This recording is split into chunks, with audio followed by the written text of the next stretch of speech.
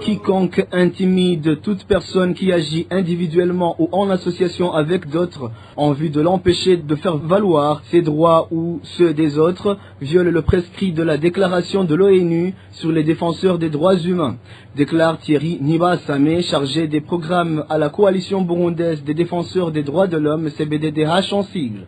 Il s'agit d'un troisième message lancé dans le cadre de la continuité de la campagne sur la légitimité du travail des défenseurs des droits humains amorcée par la CBDDH il y a 2 semaines. Suivez Thierry Nibasame, chargé des programmes à la CBDDH.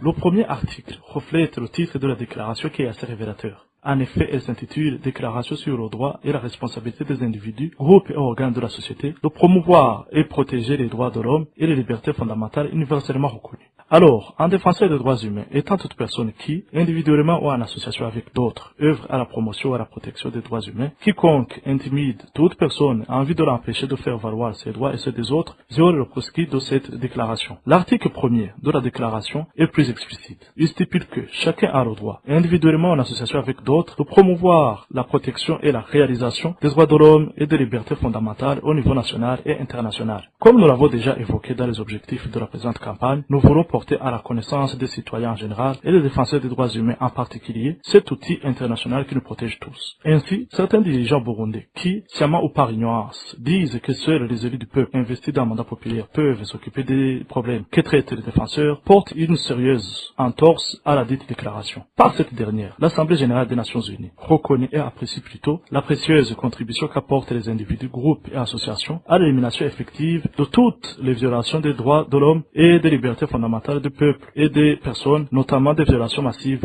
flagrantes ou systématiques. Nous lisons ceci à l'alinéa 4 du préambule. Chers citoyens, défendez vos droits et ceux des autres, parce que c'est votre droit et il est garanti par le droit international.